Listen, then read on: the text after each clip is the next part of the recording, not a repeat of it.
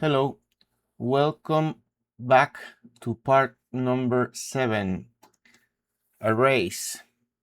So we've been already using some arrays for a few examples, but we haven't talked about them. So on this video, we are gonna do that. How to add and remove things from an array, and a handful of some other methods. Let's get started with adding and removing items from an array. So let's declare a constant variable drinks and assign to that variable an array with these square brackets, and then inside our array we are gonna put strings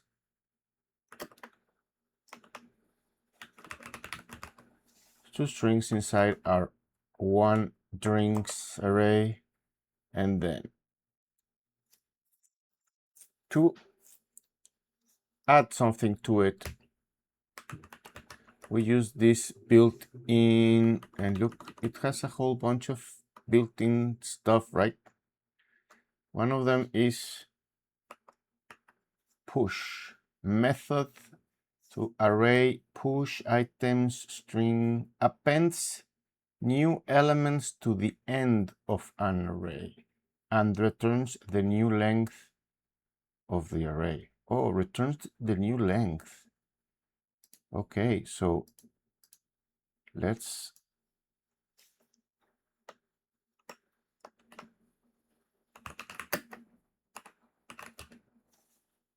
explore that idea. So during push, but now it says it's gonna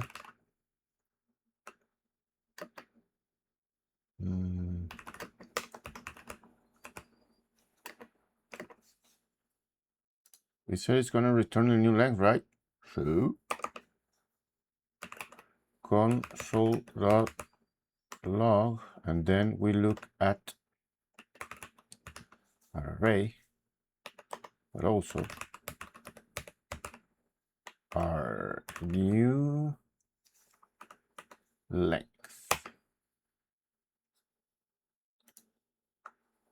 Let's see what goes on. So after I save, this runs, and I see by console logging the drinks, it gave me this, and then like 0, 1, 2, it displays it like this. I don't know. So it displays a whole bunch of stuff when we console.log an array, right? And then the number 3 is our sad little console.log. If I clear this, run again, here it only displays our array, but it displays this whole bunch of things. Our index 0 has latte, our index 1. So lots of stuff, right? Flat, filter, const, push.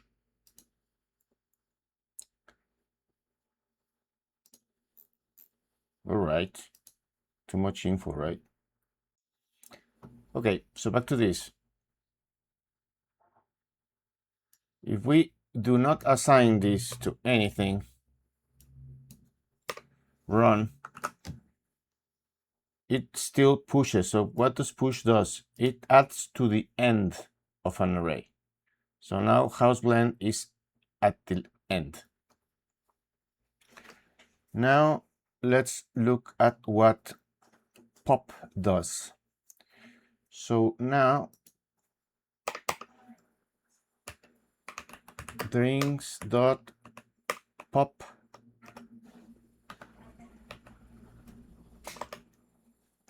console drinks, save. So we added houseblend, then we popped it.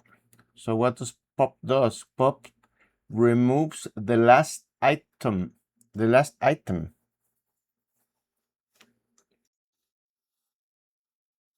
removes the last element and returns it. So if we were to assign this to a variable, let my var is equal to this, and then we console my var, like this, save.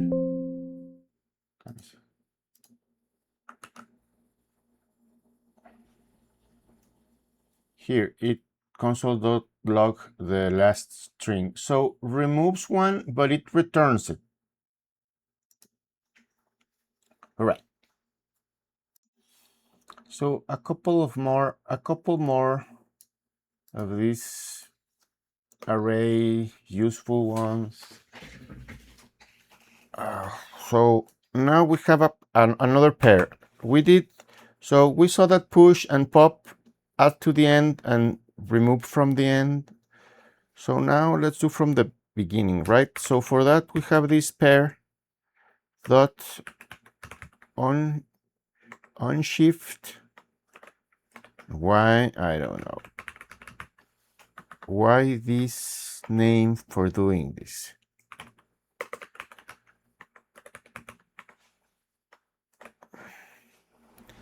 And then our drinks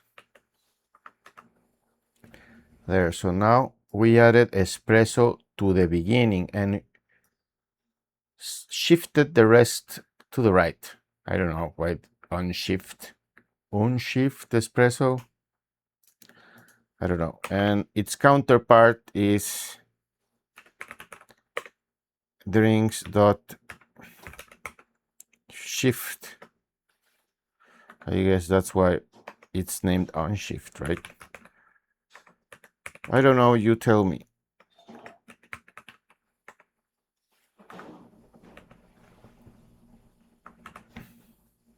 So unshift espresso, added espresso to the beginning, and then shift applied to drinks removes the first element.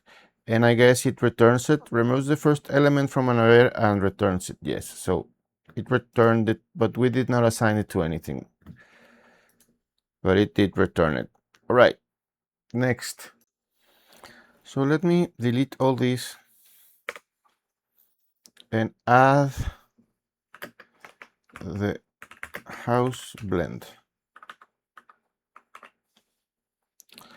So now, if we want to check if something is in our array, we can use the includes console.log and then drinks.includes determines whether an array includes a certain element returning true or false. All right, so includes, and then in parentheses, let's say americano. True.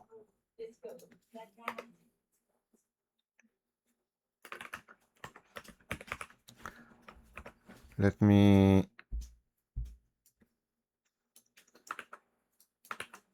but instead of includes, not we're gonna do indexOf. Returns the index of where americano is. And what happens if we put in something that is not on our list? So if we put here mocha, here returns -1. So for anything that's there, like our house blend, it returned the index of where it is. Here also the index. And for something that it's not on our array, it returns a -1. And it could be whatever stuff. So let's search for something else that's not there, like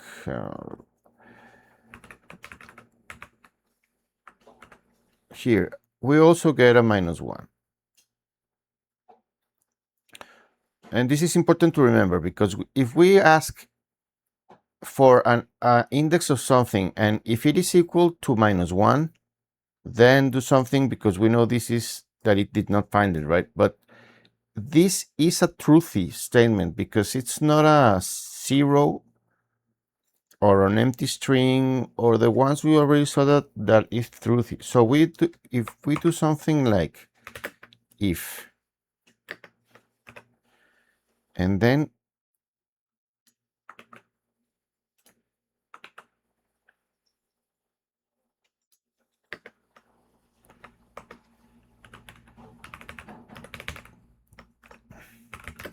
this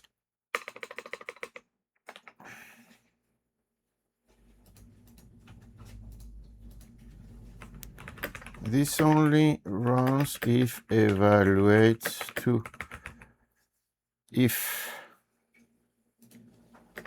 the if. So this will only print if this evaluates to true. So there, so this did run. So evaluates this to true, because -1 is a truthy. So just be careful with that.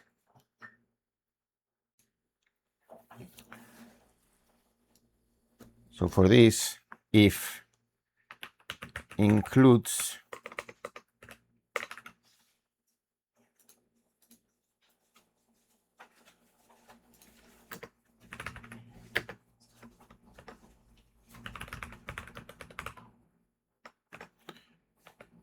nope.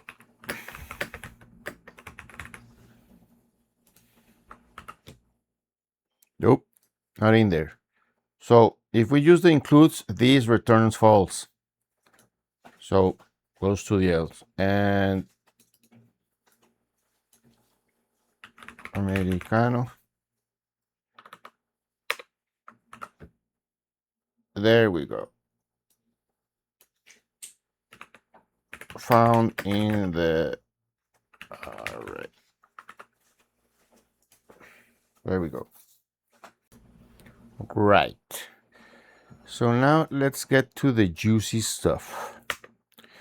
So last video we did some examples using a for each,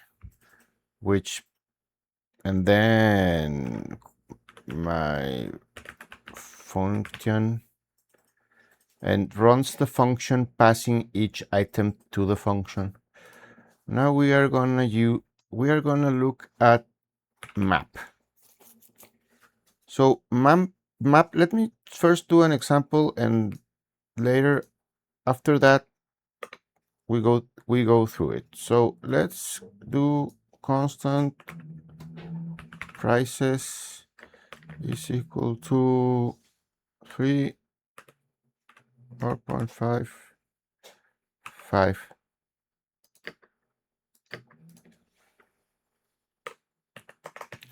And then here's the thing.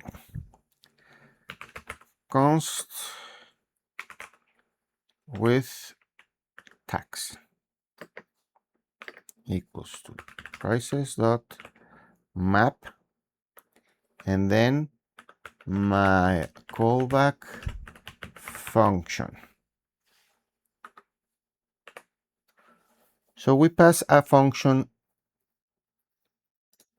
to this map, calls a defined callback function to each element, and returns the array. So this is the important part. After doing this map on the array, applies each item of the array, passing it to the callback function, and whatever it returns, it creates a new array, and that's what it returns. Is that simple enough to understand or not? So const my callback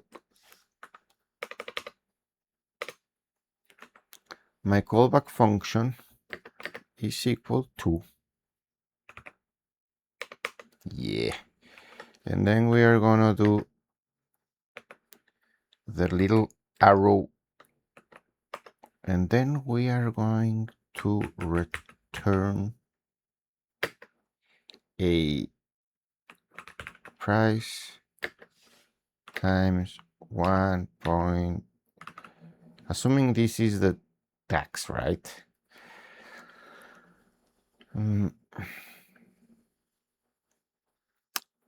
Return price, but we need to do price as our parameter for this function. Let me save. Okay, no shouting. So now let's console.log our with tax.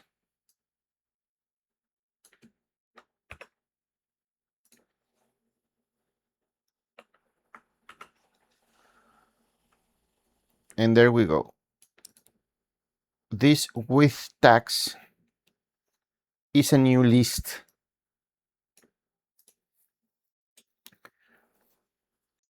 So again, map returns your callback. Map runs our callback function once per item, same as for each. But instead of just running it, map collects every return value into a brand new array and hands that back to us.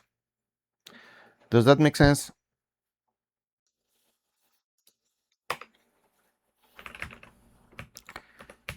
The original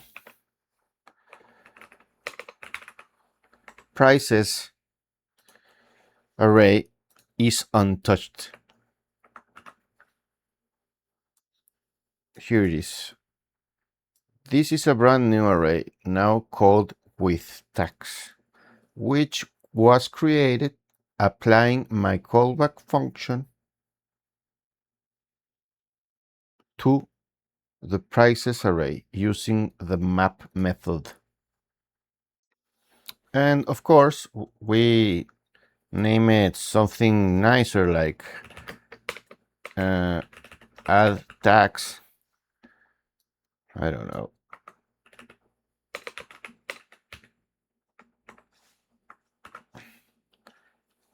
And I don't know if it's better or not better.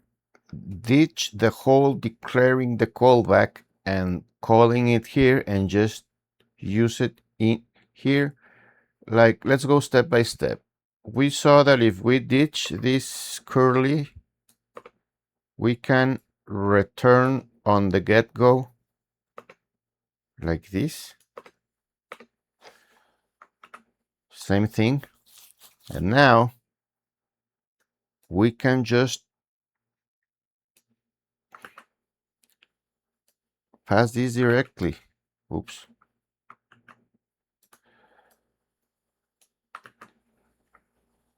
Pass it directly in here and ditch the whole declaring like this. So same thing. We just did some shortcuts on the syntax, passed the anonymous function or passed a function directly in there to the map. So this is used a lot. All right, let's move on. Next thing. So now let's look at filter. Now that was map. That was map. Now let's look at filter. Last video we did for each. Now we saw map. Now let's do filter. These are more or less kind of the same stuff, ideas, but a bit different. Now, how does filter work? Let's do an example. So let me just add 6.5. All right.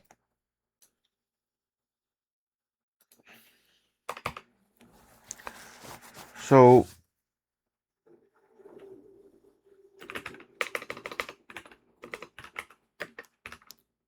is expensive is equal to some function that takes in a number. We're going to name it price, and then runs this block of code.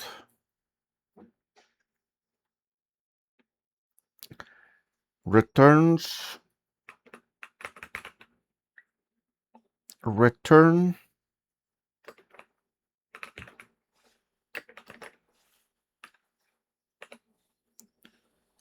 so what is it returning? The evaluation of this. So if the price is greater than 4, returns true. If price is not greater than 4, it's gonna return false.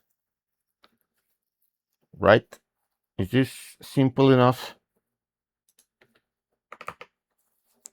Right.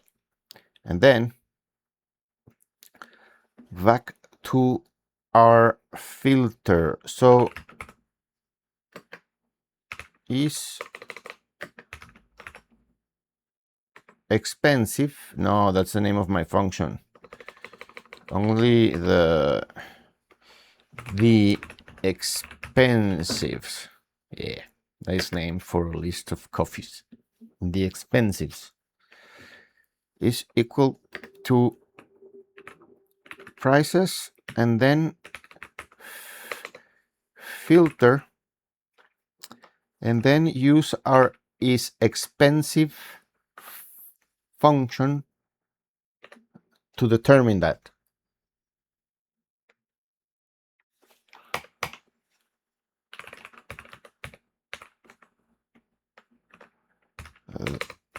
The expensives, comma, the prices. There we go. So the expensives are these three,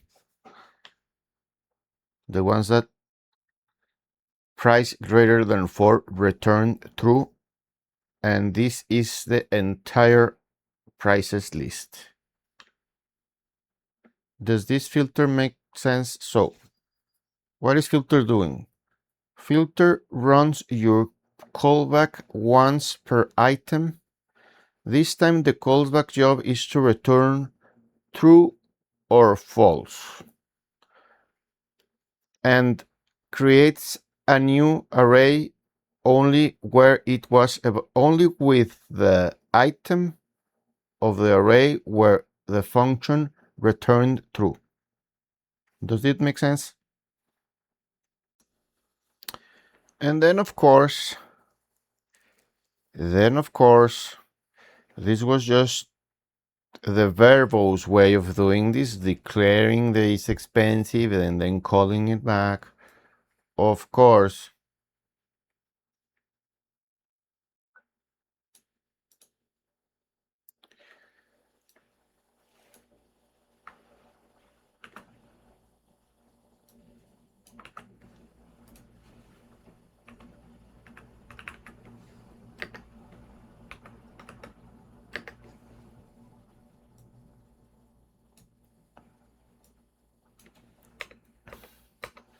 we do the same as before, the shortcut version. And then we can do combinations, like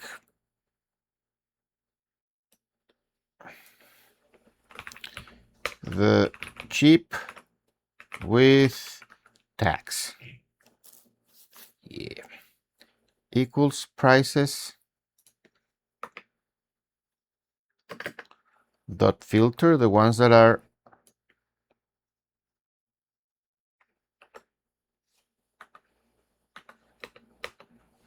less than 5. Not less than or equal, just less than 5. And then dot map, and then do price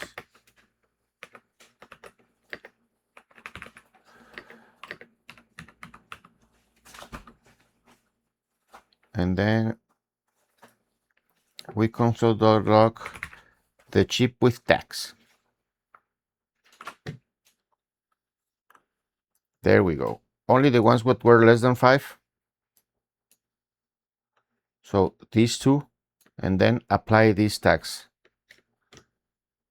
Of course, we can name this whatever we want, right?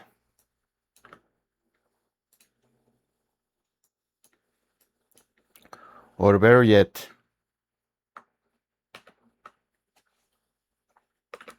A,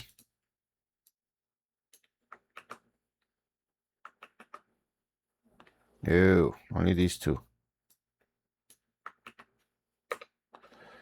and B.